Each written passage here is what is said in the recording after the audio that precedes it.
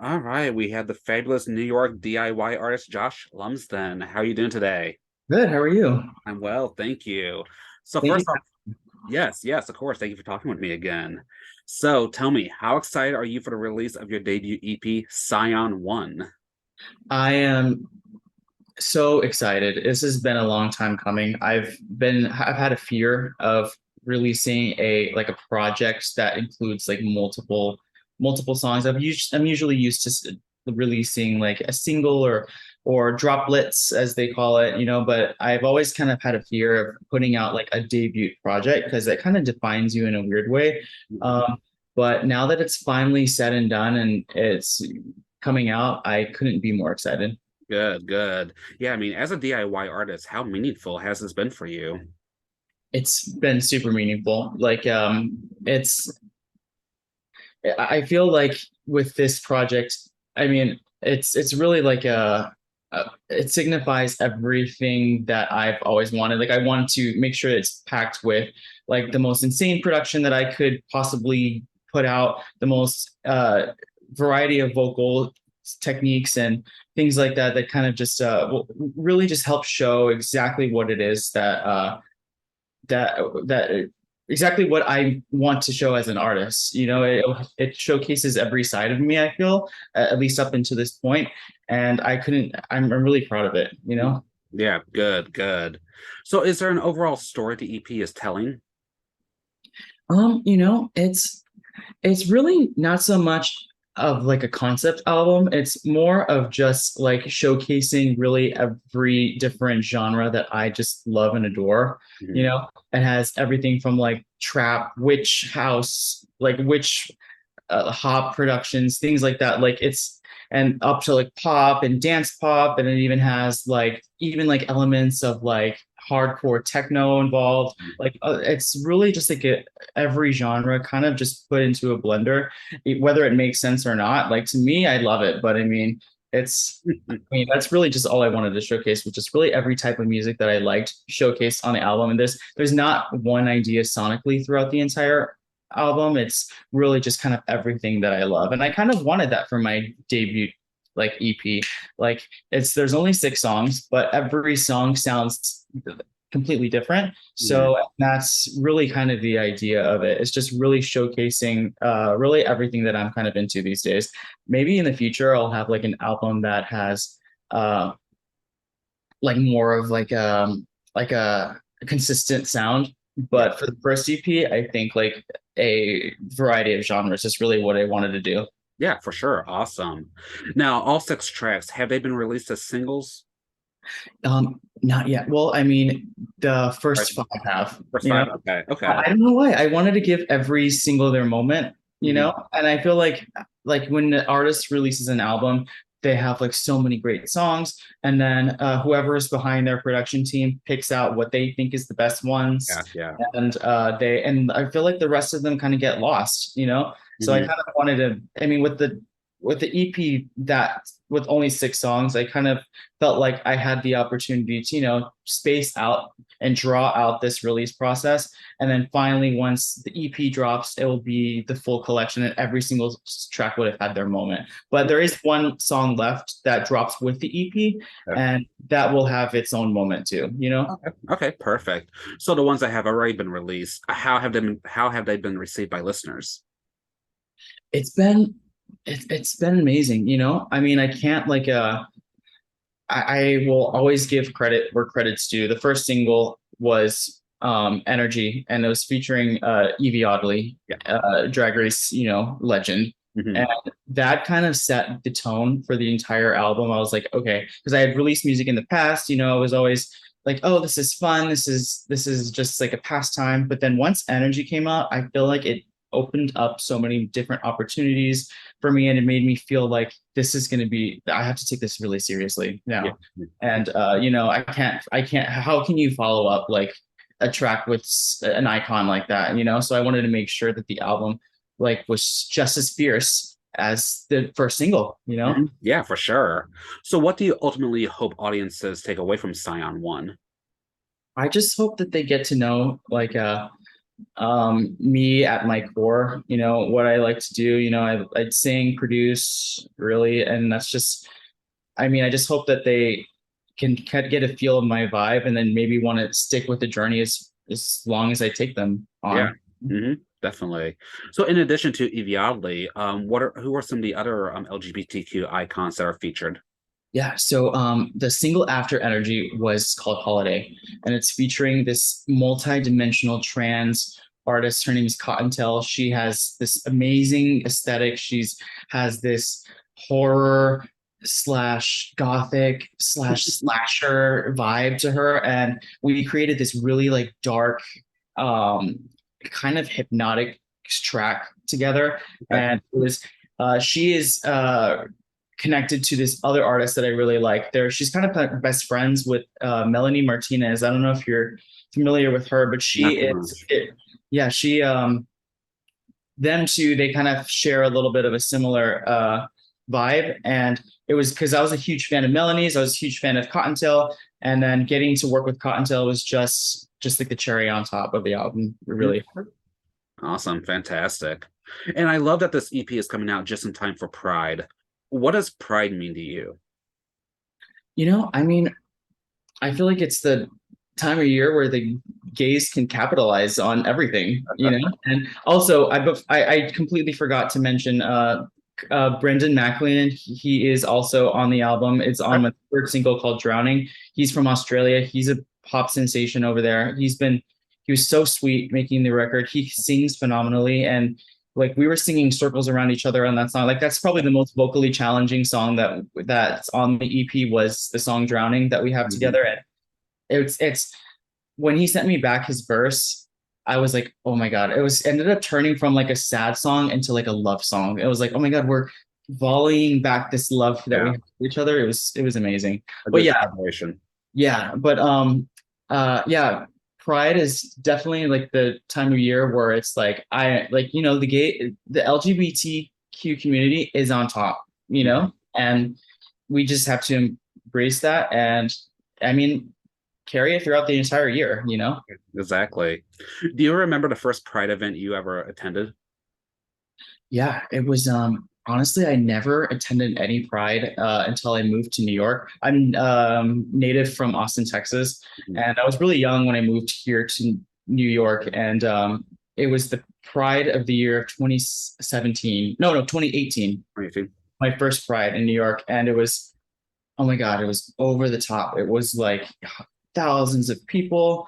And I was like, oh my God, this is amazing. Yeah. So yeah, my first Pride was New York City Pride 2018.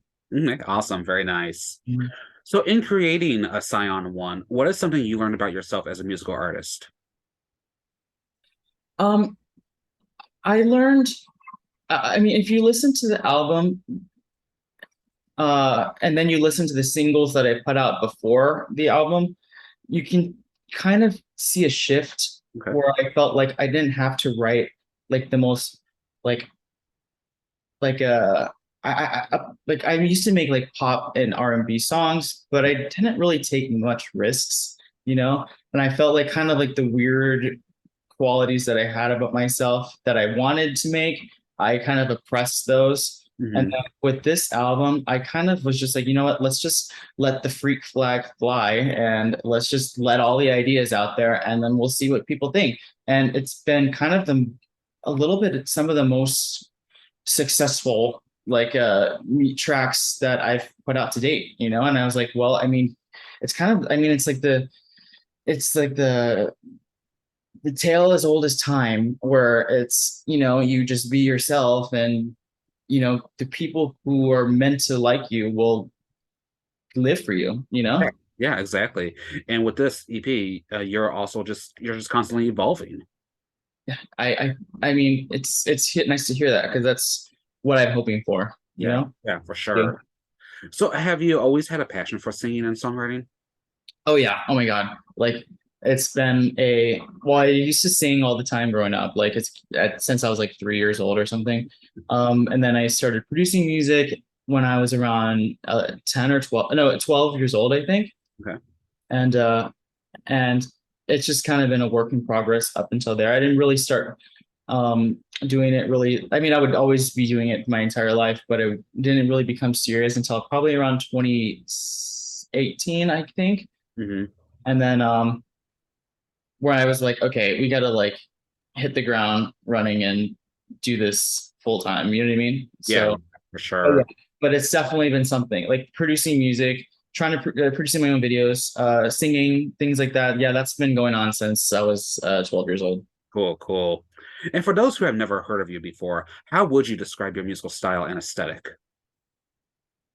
Um, I think it's like it has, if people are gonna think, oh, the music is gonna be pop, R&B, dance. Hmm. But once you really deep dive in, there's going to be a little more to it. There's going to be a little more avant-garde. There's going to be a little more underground New York City nightlife vibes, Hmm. and a little bit of fashion, a little bit of like little gay weirdo, you know. Aquarius. And Weirdo. yeah, I'm also yeah, weirdo. I'm also an Aquarius, so and to me like star signs are kind of like important to me, and Okay. Aquariuses are really like I don't know, they kind of just like they put out whatever they want to do, and then if you receive it, then you do, but if you don't, then whatever. Yeah, exactly. So, how would you say fashion influences your music? Well, it's like I to me, it's like I consider myself like a musician, right? But like a but I just feel like there's so much more elements to music than people like. I mean, people. I mean, I'm just trying to word this right. Like as a musician, I feel like there's so many more elements to being an artist than just the music. I feel like the fashion is involved. Yeah. There's there's just like a way to present the music that just means so much to me. Like I feel like the first half of the album is is collaborations, Hmm. and the second half of the album is like kind of like a visual album. Hmm. And to me, like the visual album parts, like they go so much hand in hand with fashion. It's just like I don't know. I'm just like a fashion like nerd. Yeah. I just, like love like Mugler, Alexander McQueen, things like that. Like that just means so much to me, and I just feel like you can't just put out a song without having a visual tied into it. Yeah. That's just how I feel. Yeah. Yeah, for sure. Definitely. So, Josh, who are some of your biggest musical influences? Oh my gosh. So, um, I have been really, I mean, I really like artists who kind of, I mean, I'm inspired by artists who are also self-produced. Hmm. I love Grimes. She is just amazing. She has such a weird perspective in life, and she produces all of her own music herself. Hmm. She is, like every album is different sonically, and she's amazing. I'm also this past year I've been into she's a Spanish artist, Rosalia. Okay. She also is a self-produced artist. She's amazing. She sings amazing. Her beats that she produces are like out of this world. Like those two really right now are kind of like my vibe these days. Of course, like I mean, I can't say that without saying like Lady Gaga, of course, like that. You mean those are just like those go without saying. Yeah, exactly. Yes, I agree. Yeah. So, what are you currently listening to these days? Um, Grimes and Rosalia. Okay, besides them. Right. um, I like this. I'm liking this alternative R&B artist. Her name is Ash Nico. She's doing really cool stuff right now. I love she's an underground artist. She's getting a little more famous. Her name is Donna Missile. She's one of the most incredible voices in music right now. She's a huge vocal inspiration for me too. I also am really liking um I just forgot who I was thinking of, but yeah, we'll just keep it at that. Yeah. Good. Okay, okay, perfect. Well, then, what are some other future goals you hope to accomplish with your music career? you know, so like I I think I really what my goal is to do, like one something that I've been really like wanting these days is to kind of start doing music festivals. Okay. I think like those are like the energy I love going to music festivals. I've been going to them like my whole life basically. And I always you can't as a singer, you can't like go to a festival and then not like picture yourself, on stage and Yeah. that's just kind of an ultimate goal for me one day is to like do like um I mean, of course, like Coachella, Mhm. or like even like the New York ones, like Gov Ball, or in the ones that from my hometown, Austin, they Mhm. had ACL, Okay. and yeah, so like doing those would just be like, okay, I can die happy now. Yeah. Yeah. So you've never done a music festival before?